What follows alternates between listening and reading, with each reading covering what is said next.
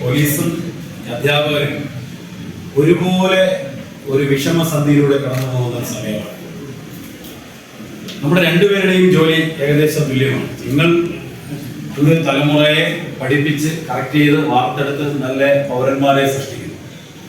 ഞങ്ങൾ ചെയ്യുന്നത് അത്തരത്തിൽ നിങ്ങൾ പഠിപ്പിച്ചു വിടുന്ന അല്ലെങ്കിൽ നല്ല പൗരന്മാരെ തെറ്റ് ചെയ്യാതെ അവരെ നോക്കി അവരെ സുരക്ഷിതമായി വളർത്തി അല്ലെങ്കിൽ സുരക്ഷിതമായ സാഹചര്യങ്ങളിൽ ജീവിക്കാൻ അവസരം കൊടുത്തുകൊണ്ട് അവർക്ക് പൂർണ്ണ സംരക്ഷണം നൽകും.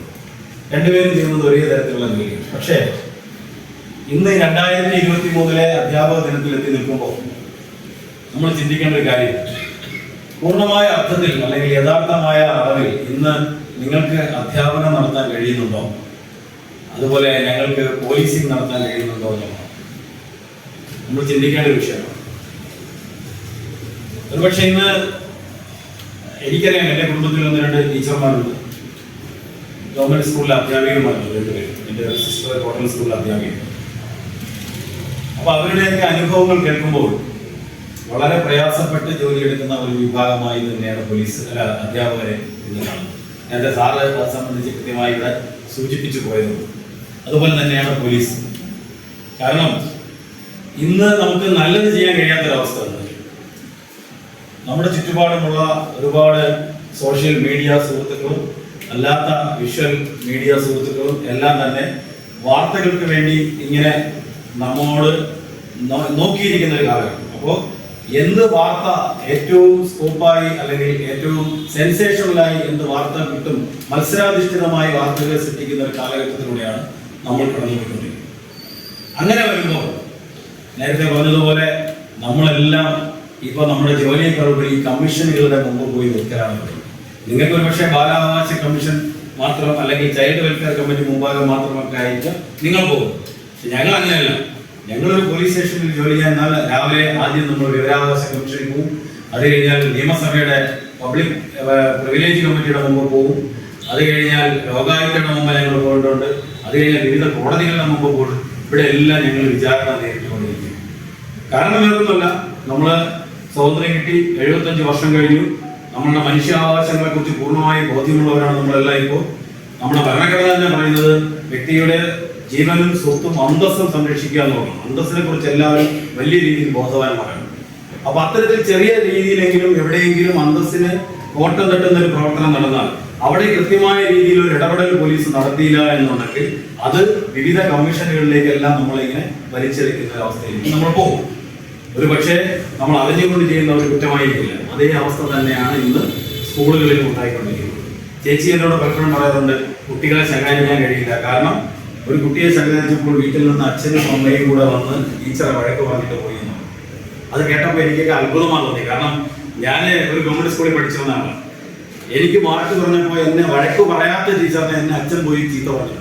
എന്താ ടീച്ചറെ വഴക്ക് പറയാത്ത, അയാൾക്ക് മാർക്ക് കുറവല്ലേ, ഇങ്ങനെ പഠിപ്പിച്ചാൽ മതി എന്ന് ചോദിച്ചു. ഇന്ന് അതെല്ലാം കാലം മാറി. ഇന്ന് ടീച്ചർക്ക് വഴക്ക് പറയാൻ സ്വാതന്ത്ര്യമില്ല. നേരത്തെ സാർ പറഞ്ഞ ബാഗ് പരിശോധിക്കാൻ സ്വാതന്ത്ര്യമില്ല. ഒന്നുകിൽ കമ്മീഷൻ വരും, ഇല്ലെങ്കിൽ നിങ്ങളുടെ PTA വരും. ഇവരെല്ലാം നിങ്ങളുടെ മുന്നിലെ കോടതികളാണ്.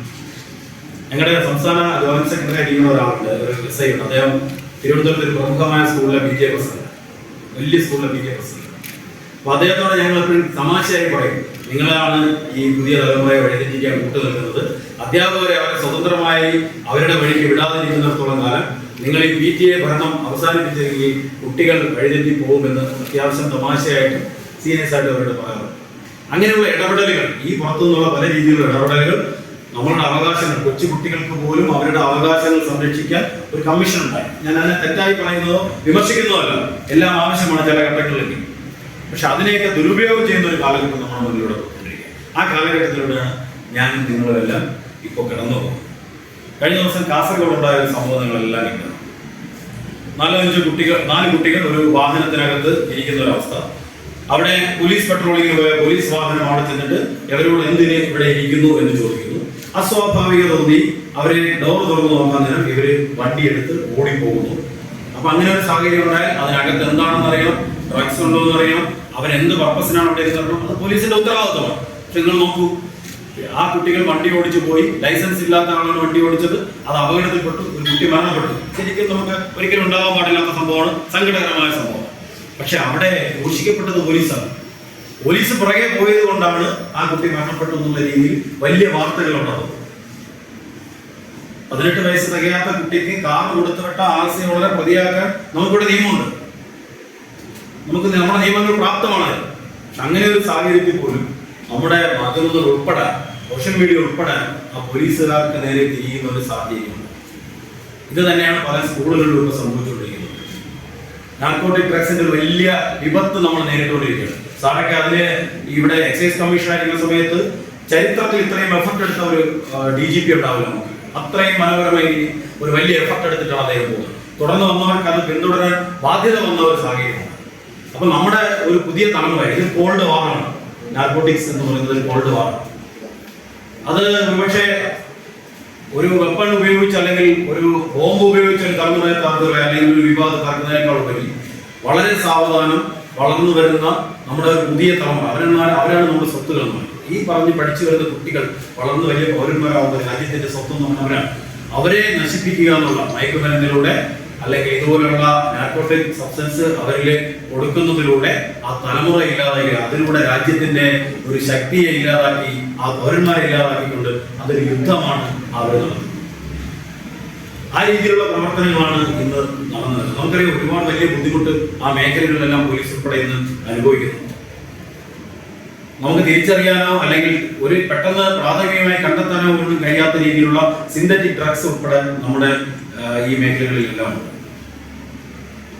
പെൺകുട്ടികളെ ഉൾപ്പെടെ ബാഗ് പരിശോധിച്ചാൽ ഇത്തരം സാധനങ്ങൾ നമുക്ക് കിട്ടുന്ന ഒരു അവസ്ഥ പലയിടത്തുമുണ്ട്. കഴിഞ്ഞ ദിവസം പേരൂർക്കട പോലീസ് സ്റ്റേഷനിൽ ഒരു റിട്ടയർഡ് സർക്കാർ ഉദ്യോഗസ്ഥൻ, എൻ്റെ ഒരു അടുത്ത പരിചയക്കാരൻ്റെ ബന്ധുവാണ്, അദ്ദേഹവും അദ്ദേഹത്തിന്റെ വൈഫും കൂടെ പോലീസ് സ്റ്റേഷനിൽ വന്ന് നിൽക്കുകയാണ്. അവരവിടെ വന്നത് അവരുടെ എഞ്ചിനീയറിംഗിന് പഠിക്കുന്ന മകനെ പിടിച്ച് കെട്ടിക്കൊണ്ടുവന്ന് പോലീസ് സ്റ്റേഷനിൽ നിർത്തിയിരിക്കുകയാണ്. കാരണം വേറൊന്നുമല്ല, അന്ന് രാത്രി അച്ഛനെയും അമ്മയെയും കൊല്ലുമെന്ന് ഇയാൾ പറഞ്ഞിരിക്കുകയാണ്. അച്ഛനെയും അമ്മയും അന്ന് രാത്രി കൊല്ലും ഞാൻ എന്ന് പറഞ്ഞിട്ട് വീട്ടിൽ ബഹളം ഉണ്ടാക്കുന്ന ഒരു സാഹചര്യത്തിൽ അവരെന്തൊക്കെയോ ആരുടെയൊക്കെയോ സഹായത്താൽ ഈ പയ്യനെ എഞ്ചിനീയറിംഗിന് പഠിക്കുന്ന കുട്ടിയാണ് പിടിച്ച് കെട്ടി പോലീസ് സ്റ്റേഷനിൽ വന്നിരിക്കുന്ന ഒരു സഹായം വേണമെന്നുള്ളത്. ഇന്ന് നോക്കും നമ്മുടെ സമൂഹത്തിന്റെ അവസ്ഥ എത്രത്തോളം മാറുന്നു എന്നുള്ളത്. അപ്പൊ ഇതാണ് ഇന്നത്തെ ഇവിടുത്തെ അവസ്ഥ. ഇത്തരത്തിലുള്ള കുട്ടികളെ ആകാതെ പുതിയ നല്ല തലമുറയെ ഇതിൽ നിന്നെല്ലാം മാറ്റി നമുക്ക് വളർത്തിയെടുക്കേണ്ടതുണ്ട്. അതിനുള്ള വലിയ ഉത്തരവാദിത്വമാണ് നിങ്ങൾ ടീച്ചേഴ്സ് എന്നുള്ള രീതിയിൽ എടുക്കുന്നത്. ഞാനും ഒരു വിദ്യാർത്ഥിയാണ്. ഇപ്പോഴും ഞാൻ കാര്യവട്ടത്ത് MA പബ്ലിക് അഡ്മിനിസ്ട്രേഷൻ പഠിച്ചുകൊണ്ടിരിക്കുന്നതാണ്. ഒരു ഗവൺമെന്റ് സ്കൂളിൽ നിന്നും പഠിച്ചു വന്ന് പോലീസിൽ വന്ന ആളാണ്.